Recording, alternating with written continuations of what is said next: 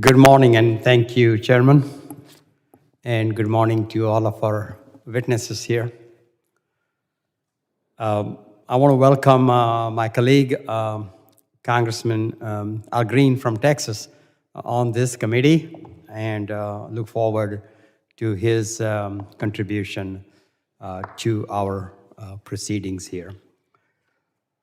Now, if you take a stroll through DC's neighborhoods,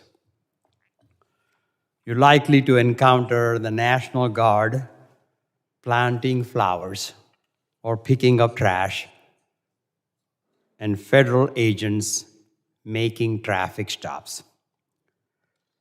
This supposed crackdown on crime has also played out in Los Angeles, is unfolding in Chicago, soon coming to Memphis, and being threatened by the Vice President that they are on their way or coming to Detroit if needed. Trump's occupation of America's largest city is reducing the federal government's ability to pursue serious, complex crimes.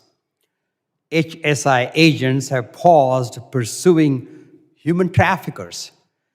DEA agents are not uncovering drug rings, and FBI agents stopping investigating financial fraud.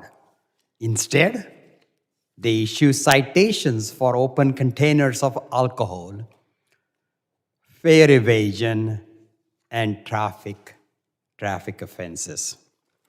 These same federal agents who investigate money laundering and organized crime are also being deployed to Home Depot parking lots to arrest migrants looking for work. Who is investigating the thousands of illegal marijuana farms that currently exist in this country? And I'm not talking about someone who is growing a handful of pot plants consistent with their state's law and regulations. I'm referring to marijuana that is being grown by organized crime in our federal forest, business districts, and suburban neighborhoods, perhaps even at the house next door. These illegal grow sites are run by Mexican cartels, Cuban drug traffickers, and increasingly Chinese organized crime. Just a few months ago, in my home state of Michigan, local law enforcement arrested 4 Chinese nationals after discovering over 5,000 marijuana plants worth around $5 million in a warehouse. The billions of dollars in proceeds from illegal marijuana help finance China's Belt and Road initiatives, a plan to wrestle global influence away from the United States through foreign investment in developing nations that the Trump administration has cut aid to. The illegal marijuana proceeds also fuel Mexican cartels that traffic deadly fentanyl to the United States. The marijuana black market is riddled with human trafficking, human smuggling, and forced labor. All too often, migrants are lured to farm with the promise of decent work. Once they arrive, their identification is taken away, and they are forced to work 16 hours a day and live in substandard conditions. Illegal marijuana cultivation sites are also stealing our scarce resources, such as water and electricity, while poisoning public lands and banned toxic chemicals and pesticides. Illegal marijuana farms are a threat to our national security, human rights, and the environment. The federal government has had some successes through the organized crime, drug enforcement, and task force. For example, in January 2024, a federal jury found 2 Chinese nationals guilty of possessing and distributing marijuana.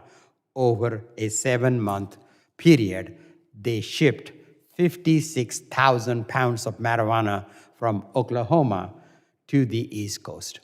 In June 2024, the Justice Department charged associates of Mexico's Sinaloa drug cartel for conspiring with groups linked to Chinese underground banking to launder drug trafficking proceeds. Despite these wins and others, the Trump administration has proposed eliminating funding for the OCDETF. I am leery that OCDETF is being replaced with Homeland Security Task Force that will further elevate immigration enforcement at the expense of other law enforcement missions, including those best suited to tackle illegal marijuana. The multifaceted threats posed by illegal marijuana farms run by organized crime require a coordinated national strategy and the resources to carry out that strategy. I look forward to hearing from today's witnesses about the resources required of the federal government to snuff our illegal marijuana. Thank you all, and I yield back, Mr. Chair. The ranking member.